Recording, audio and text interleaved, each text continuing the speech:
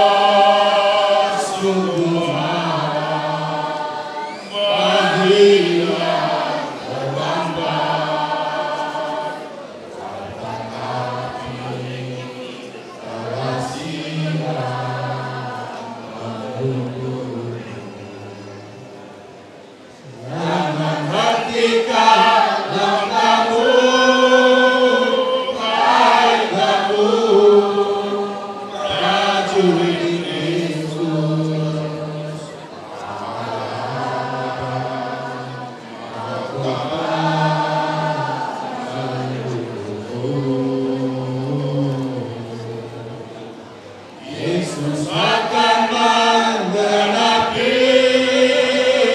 apa yang Dia janjikan. Setia sampai akhir hidup.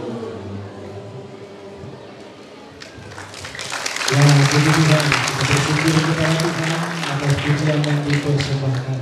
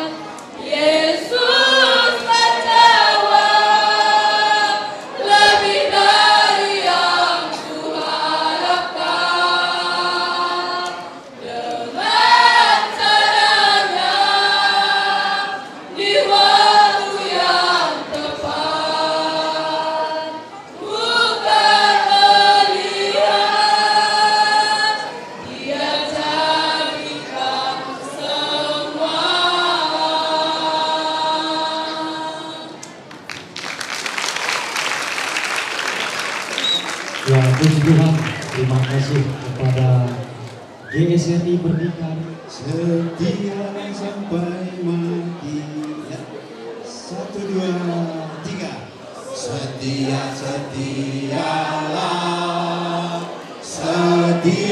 sampai mati. Seperti Tuhan Yesus. Setialah sampai mati.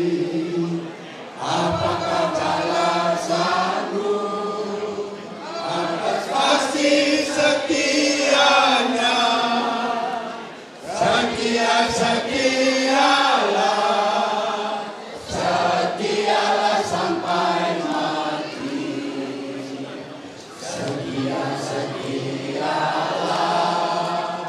Setialah sampai mati. Seperti Tuhan Yesus. Setialah sampai mati. Apakah balasanmu atas kasih setianya? Setialah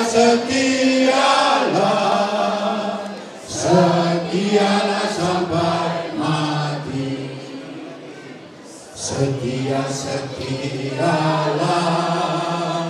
Setialah sampai mati. Seperti Tuhan Yesus. Setialah sampai mati. Apakah balasanmu atas kasih setianya? Setialah sampai mati.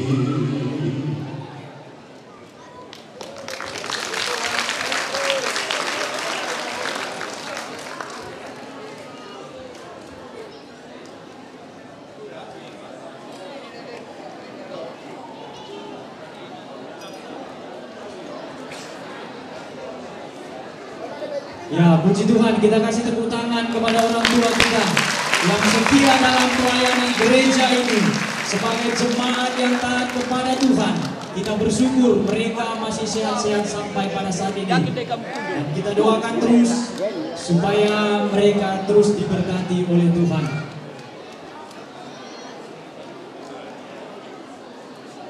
Ya, puji Tuhan, untuk acara puji-pujian telah selesai. Jangan lanjutkan acara Enda. Kita lanjutkan acara ini. Acara selanjutnya yaitu pembacaan riwayat sejarah gereja GSRI melalui hambanya yaitu Pendeta Aji Baho. Kami persilahkan waktu dan tempat untuk memberikan sejarah GSRI supaya kita dapat mengenal dari awal perjalanan GSRI sampai pada saat ini. Puji Tuhan, kami persilakan kepada Bapak Pendeta kami. GSRI yang mendirikan yaitu pertama nama Rev TG Munte, mulai pelayanan 1957 Juni, lahir meninggal 1987. Sudah itu istri Nuhid Purba, wafat 1984. Awal mengenal dan mengikut Tuhan, Rev TG Munte adalah seorang pejuang kemerdekaan pada masa itu. Namun di perjalanan kehidupannya, beliau mengidap penyakit yang cukup mengerikan pada saat itu, yaitu TBC. Namun seorang ibu yang menginjili beliau dan memperkenalkan Yesus kepadanya, sehingga di tengah penyakit yang dideritanya, beliau bertobat dan menerima Yesus dengan sungguh-sungguh, jika mujizat Tuhan terjadi atas Rev DG Munte, di mana penyakit TBC yang dideritanya sembuh total.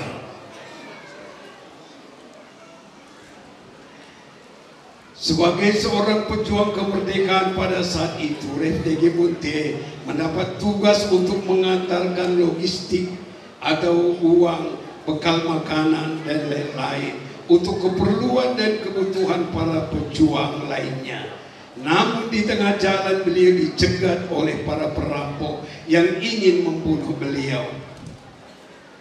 Rev DG Munte merasa ketakutan dan bersembunyi di tengah persembunyian dan berdoa kepada Tuhan, katanya, Tuhan, jika Engkau menyelamatkan nyawaku, aku akan berjanji akan mengikut Engkau dan setia melayani Engkau sepanjang hidupku.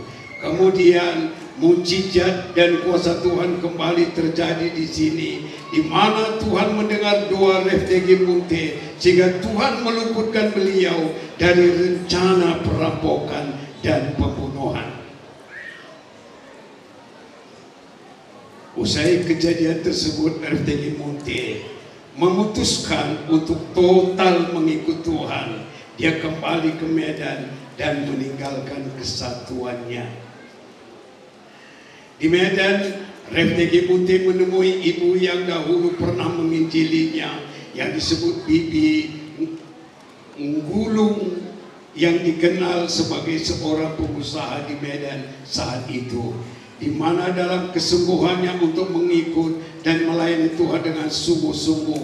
Kemudian Rev DG Munte berencana untuk sekolah Alkitab, dan pada masa itu disarankan untuk belajar di sekolah Alkitab di Gereja Sidang Jemaat Allah atau GSJA yang berada di Jalan Iskandar Muda, Medan. Inilah awal pertobatan Rev DG Munte dalam mengenal, mengikut dan memenuhi panggilan Tuhan. Latar belakang panggilan Rev DG Munte ini kesaksian Ibu Cinep Bersemiring atau orang tua Mada. Ini kesaksiannya, di mana awal mula bertemu dengan Rev DG Munte, pendiri dan kepala sidang mula-mula GSRI di sekolah Alkitab yang diselenggarakan Gereja Sidang Jemaat Allah Medan. Pada saat itu Rev DG Munte dan istri di kelas 3 dan saya di kelas 1. Direktur sekolah kami pada saat itu seorang Amerika yang bernama Midnight pernah menyuruh Rev DG Munte untuk mengabarkan Injil, menginjili Tanah Karo. Namun saat itu beliau masih menolaknya. Namun beberapa waktu kemudian datanglah seorang pendeta bolang dari Tanjung Priok, Medan, ke Medan adalah untuk mengadakan kebaktian-kebau rohani atau KKR yang saat itu akan diadakan di Stadion Teladan sekitar tahun 1956, di mana dalam KKR tersebut Rev DG Munte ikut sebagai panitia, dan dalam acara KKR tersebut Tuhan hadir dan kuasanya dicurahkan, banyak mujizat terjadi. Saya juga merasakan mujizat dan kuasa Tuhan, di mana sebelumnya kedua belah mata saya sering mengeluarkan air yang sudah cukup lama. Saya derita tidak sembuh-sembuh, walaupun sudah berobat ke dokter. Namun saat KKR tersebut dijamah Tuhan dan saya disembuhkan. Setelah selesai ibadah KKR di Medan, Rev DG Munte menemui pendeta bolang dan meminta agar KKR juga diadakan Tanah Karo. Acara KKR tersebut diadakan di Gedung Nasional. Kuasa Tuhan juga tercurah saat KKR tersebut, sehingga luar biasa mujizat Tuhan terjadi, baik kesembuhan dan kelepasan, dan dirasakan oleh penduduk Tanah Karo yang datang berbondong-bondong dari berbagai kampung di Tanah Karo. 3 hari kemudian pendeta bolang pun kembali ke Jakarta. Kemudian saya menangis kepada Tuhan dan berkata, Tuhan, Osporun dari Amerika dapat Engkau pakai, bolang dari Manado pun dapat Engkau pakai, tetapi mengapa Tuhan belum pakai orang Karo untuk memberitakan Injil di tanah Karo? Utuslah orang Karo ya Tuhan. Selesai KKR di Kabajahe, RFDG Munte beserta istri kembali ke Medan untuk wisuda sekolah Alkitab. Tidak lama setelah itu datang kembali seorang penginjil ke GSJA dan mengadakan kebaktian. Di tengah-tengah kebaktian, RFDG Munte mendapat baptisan Roh Kudus yang luar biasa memenuhinya. Ini tentu saudara dengar kapan dia berbakti di gereja itu, kerjakan nabi Tuhan sehingga dia terbanting, beloti 2-3 pun patah. Ini sering kita dengar. Setelah menerima baptisan Roh Kudus tersebut, RFDG Munte menerima panggilan Tuhan sebagai penginjil dan menginjili suku Karo kala itu. Kemudian mereka, RFDG Munte dan istri, menyurati saya dan berkata, bawa buku nyanyian dari Gunung Raya, karena kami telah menerima panggilan Tuhan untuk menginjili suku Karo. Kemudian saya berangkat ke Medan. Inilah latar belakang RFDG Munte memenuhi panggilan pelayan dari Tuhan. Ini kesaksian ibu itu tadi. Jadi sebelum ini sebenarnya, sebelum dia panggil kakak ini atau ibu ini tadi, dia sudah berbakti di Loci ada 4 orang. Sudah itu, karena sudah dia mulai itu kebaktian, dipanggilnya kakak ini dari tanah Karo, sehingga dia bawa buku nyanyian. Dia berbakti mula-mula adalah 8 orang. Sebenarnya mereka ini kebaktian ini, kenapa dia kebaktian? Kenapa dia tinggalkan gerejanya? Karena waktu itu dia kebaktian di Pancur Batu. Dan nubuat terjadi di kebaktian itu. Nubuat ini ada teguran untuk pendeta. Jadi karena ada teguran untuk pendeta, pendeta pun tidak senang. Pendeta yang tugas di Pancur Batu melapor ke Medan pusatnya. Dan minggu depannya datang pendeta dari Medan ke Pancur Batu. Dan itu disetop. Jangan lagi bernubuat tentang itu. Dan karena itu dinasehati gembala sidang ini, karena di stop itu pekerjaan Roh Kudus, mereka pun sudah bertekad dua-dua, ya, RFDG Munte dan RN Nuhid tadi. Ruth Nuhid inilah namanya, berpurba istrinya. Dia keluar, dia kasih tahu sama anggota, minggu depan kami tidak lagi di sini kebaktian, kami mencari Tuhan. Maka kita lihat dia buka penginjilan kebaktian di Loci 4 orang. Sudah itu dipanggilnya ibu ini tadi, bawa buku nyanyian, katanya sudah kami memenuhi panggilan Tuhan. Maka dia bawa itu buku nyanyian dan dia kebaktian ada 8 orang. Ini kebaktian kedua ini. Inilah sejarah berdirinya Gereja Sidang Roh Kudus atau GSRI. Karena waktu itu sudah mulai Roh Tuhan terus bekerja, maka kepala sidang ini ada penglihatan. Dia lihat burung merpati hinggap kepada pendeta yang di Pancur Batu itu, tapi dia naik ke atas kepala, dia tolak. Mau dihinggap di sini pun dia tolak, sehingga itu merpati melayang-layang dan dia pun hinggap di bahu kepala sidang kita. Tapi akhirnya dia naik burung merpati itu, dia senang sekali di situ, dan gembala sidang kita mengizinkan itu bermerpati atau Roh Kudus di dalam dia. Inilah jadinya sidang ini. Maka saya ajak kita juga, izinkanlah Roh Kudus di dalam hidup kita. Jangan setara kita bikin dia nomor satu. Kita harus tunduk kepada dia agar Tuhan memberkati kita, agar Tuhan menolong kita. Jadi dengan datangnya ibu itu tadi dari Kaban Jahe dengan berjumlah 8 orang, mereka mulai berbakti. Namun saat itu tempatnya sangat sederhana, di mana kontrak sebuah rumah kecil yang berdinding bambu dan beratapkan rumbia. Tempat ini berada di Lauci. Dalam ketekunan kami beribadah, berdoa dan memohon kepada Tuhan agar dihentarkan jiwa-jiwa baru. Tuhan menjawab doa kami, di mana Tuhan hentarkan diantaranya pendeta Pengabdian. Tuhan terus bekerja, semakin banyak jiwa dihentar Tuhan dan semakin bertambah tempat kebaktian dibuka Tuhan, seperti Sembahe Baru, rumah Bapak Ngayuken, di Pancur Batu, rumah Nade saya. Dikarenakan saat itu gereja tempat ibadah belum punya nama terkait sidang ini, sehingga suatu hari Ibu Rohani Guru Purba, istri Rentegi Munte, berpikir untuk memberi nama sidang ini. Kemudian mereka ingin menamai dengan sidang Philadelphia dan atau Smyrna. Ini tambah lagi.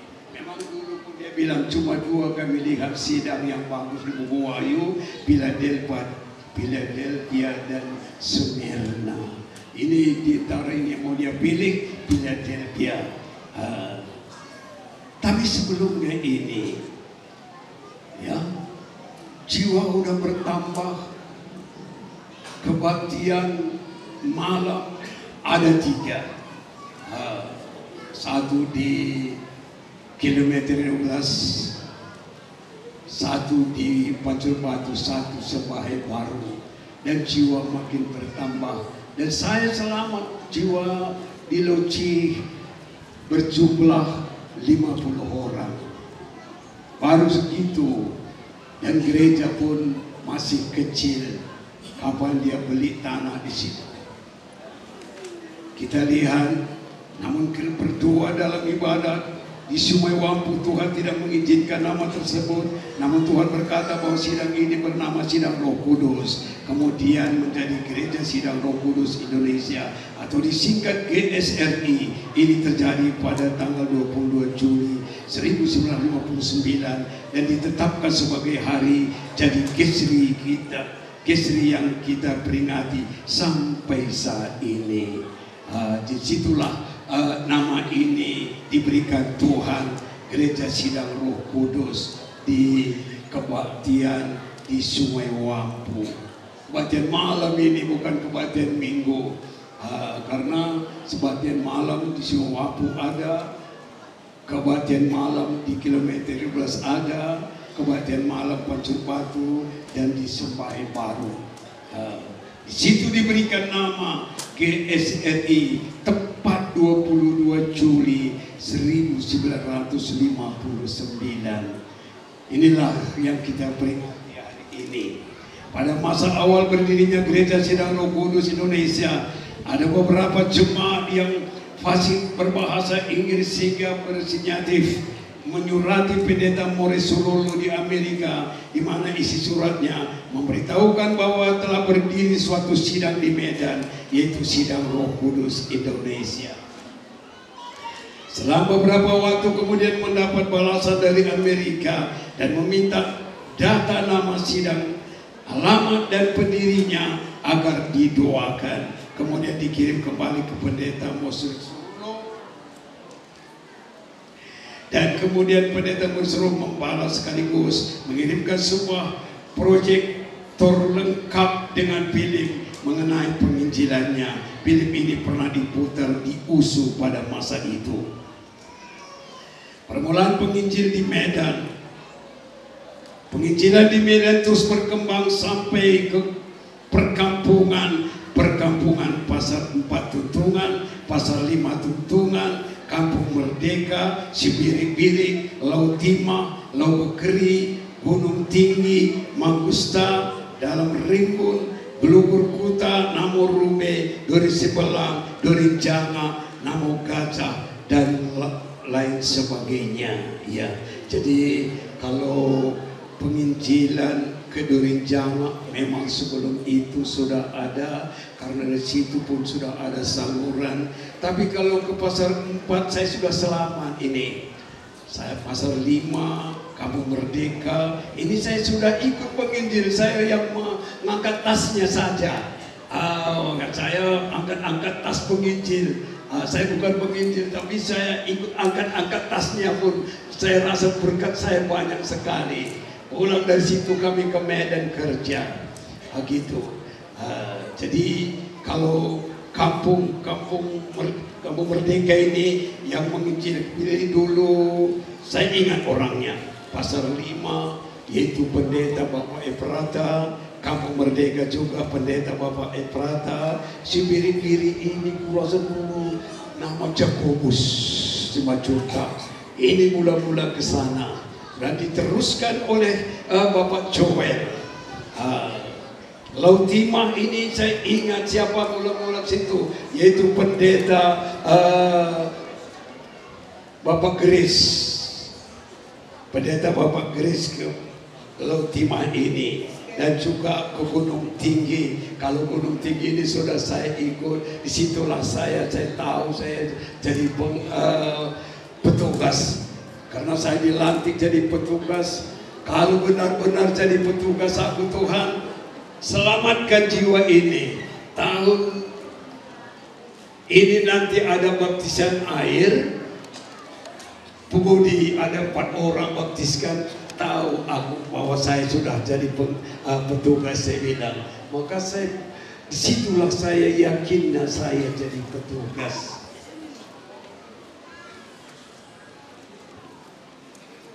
Karena situ kali menginjil di Gunung Tinggi, pulang ke Sibirik-birik makan. Jangan kami makan di rumah orang tua kami, itu orang tua pendeta kita berdikari ini. Dia selalu menyediakan makanan kalau ke Gunung Tinggi kami. Jadi kalau penginjil Mangusta juga saya teruskan terus. Yang memang yang buka adalah pendeta kita JSK juga Bapak Grace. Tapi dia tinggalkan itu, saya tidak meneruskan. Memang berat-berat penginjilan ini semua. Tapi Tuhan memberkati. Kalau belum berkutan dulu, ya memang di situ lebih dulu 6 tahun belum jalan. Kapan dia jalan, dia pun datang ke gereja bapaknya. Itu mujizat dulu di sana. Itu kami yang begini di sana, saya tahu. Apalagi nomor 2 kami juga yang ke sana. Kami yang buka ini. Jadi terjadinya sidang. Saat itu selain di Medan, perkembangan penginjilan di Binjai, Sinodadi, berlanjut ke Tambunan, Gunung Berlawan, Bangun Mulia, dan dibuat kabupaten minggu pertama diadakan di Tambunan. Kemudian itu dipindahkan ke Tanjung Langkat yang untuk ini penginjilan ke Binjai, Sinodadi, yang dari Binjai ke Sinodadi. Karena mujizat terjadi di Binjai, sana datang lagi kebaktian dari orang Sinodadi, sehingga dibikin di rumah dari Sinodadi dan dibawa ke rumah Sinodadi. Situlah kebaktian. Jadi inilah kebaktian kita kembangkan ini. Mula-mula kebaktian minggu di Tambunan. Memang di Tambunan saya pernah juga di sana. Permulaan penginjilan Tanah Karo ini 1961, saya belum selama ini. Situ ada Kampung Gunung Raya dan Sumenaro. Ini dua-dua ingat aku selamat. Kemana kalian Bapak yang sama pendeta Bapak Efrata? Kami ke Tanah Karo katanya. Ya, kalau di Gunung Raya selama kesaksian dari pendeta Jokowi sangat indah sekali. Berhati di sana. Jadi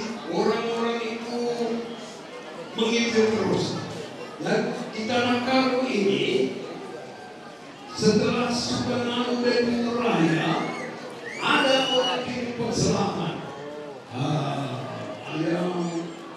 Itu lalu muncul dari Kementerian karena disebut dan bermakin maka membawa pendidikan ke kita pernah ada terus dididikan di gereja karena ada modal dari sana jadinya kebatian ibu juga.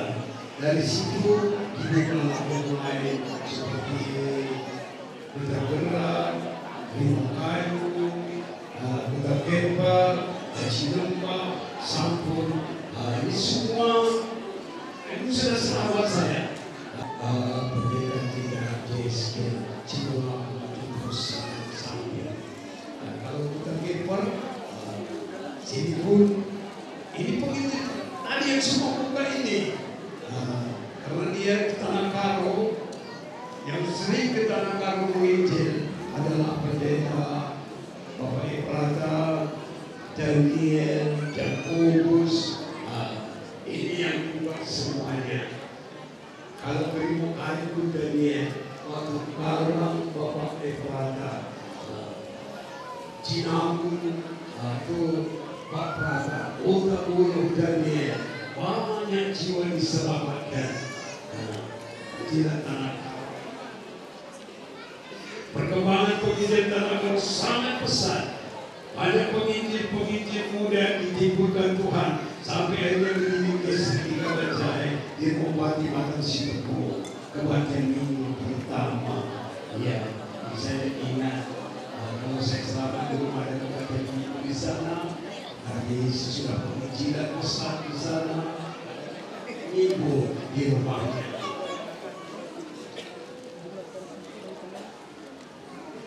Mulai berdirinya sekolah Alkitab 1962 dikarenakan rumah kontrakan yang disewa daerah Loci tidak diizinkan kembali untuk diperpanjang, maka diberilah satu pertambangan kecil yang terletak di kilometer 12 Loci seharga Rp500.000. Itulah tanah gereja kita. Kemudian dibangun rumah darurat untuk kebatian di rumah ini.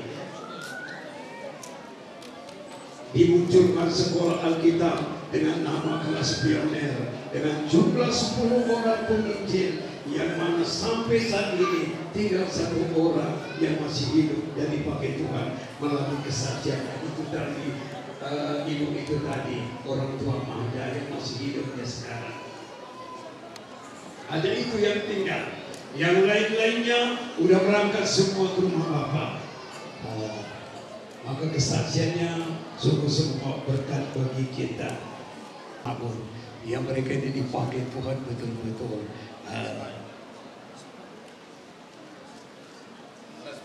Kemudian dilanjutkan dengan kelas SPI, Sekolah Pekabar Injil, pada tahun 1972. Inilah cikal bakal sekolah Alkitab dalam sidang ini, di mana masih terus berlanjut sampai sekarang. Ya, kalau SPI ini saya udah ikut karena saya sering ikut sekolah Alkitab malam Minggu dan hari Rabu di Sungai Wapu. Maka sekarang saya juga suruh mengajar di sini. Disitulah kami buka penginjilan sepanjang jalan ini sampai ke Gunung Batu, Batu Putih sana lewat sedikit kampung Pekas Sawah. Tapi ada gunungnya itu kampung itu. Sampai sana penginjilan. Saya terakhir 3 Sabah karena saya bawa mobil. Jadi sepanjang jalan ini penginjilan. Tapi jangan lupa di sini penginjilan pertama Gembala Sidang dulu. Gembala Sidang dulu kemari menginjil, sehingga jadilah keluarga orang tua Kaleb ini selamat. Dari situnya kami menginjil ke sana di rumahnya ini. Dia jiwa pertama daerah ini. Dia jiwa pertama. Dari situ, dari sekolah SPI kami buka dari dalam pucuk sampai Sukaramai sepanjang jalan ke Telaga. Dari situ juga kami buka dari Bandar Baru sampai kepada Timbang Lawan. Penginjilan ini dan 72 ini, sekolah penginjil ini. Maka dari situ banyak sekali penginjilan dibuka. Dari situ kita buka semua gulda apa semua dalam tahun penginjilan ini. Inilah sejarahnya SBI. Maka banyak kampung-kampung dibuka. Tapi seterusnya mujizat penyertaan Tuhan awal pelayan Gesri. Seorang dukun besar yang bernama Pak Keroso yang bermaksud untuk mengganggu kebaktian di Loci. Namun karena kuasa Tuhan dia lari terbirit-birit, lompat dari jendela tempat ibadah karena ditampar Tuhan. Api Roh Kudus menyala di atas rumah Pak Pengayu Kesepahe saat didoakan kebaktian malam, membuat orang kampung datang beramai-ramai bawa ember berisi air karena merasa telah terjadi kebakaran. Mujizat pernyataan Tuhan awal pelayan Gesri, Bapak Toke kilometer 12 Medan yang lumpuh kira-kira 15 tahun didoakan dan sembuh sehingga dapat berjalan. Ya, jadi inilah semua penginjilan. Jadi masih banyak ini. Tapi nanti kalau saya bacakan, tapi sejarahnya tadi jangan lupa karena Roh Kudus di stop di tempatnya kebaktian, maka dia pindah ataupun dia buat gereja Gesri ini. Karena TG Putih ini hanya kerinduannya supaya Tuhan sungguh-sungguh hadir selalu. Jadi ini jangan lupa kita, gara-gara Roh Kudus ya, gara-gara nubuat di stop di gerejanya, dan gara-gara itu dia keluar dari gerejanya dan buka kebaktian di Loci. Jadilah kita selamat di sini semua. Maka sekarang ini sejarah pekerjaan Roh Kudus jangan kita lupakan. Mari kita tingkatkan terus supaya Tuhan memberkati kita. Jadi memang masih banyak lagi sejarah apa yang kita, tapi yang utama ini tadi supaya saudara tahu nanti kenapa jadi sidang Roh Kudus, kenapa jadi sidang Roh Kudus. Kami gak gila berbeda, kami rindu saudara dipakai Tuhan semua. Nggak ada kedudukan. Saya tahu dua teman ini juga 3-4 kali sama pendeta bertagi, nggak rindu kedudukan, yang rindu supaya Tuhan bekerja dalam Gesri ini terus sampai datang Tuhan. Itu tujuan, maka kita pegang ini. Jangan lupa. Sampai di sini aja. Kita akan masih banyak, tapi nanti waktu kita akan cukup. Ya, kita bersyukur kepada Tuhan.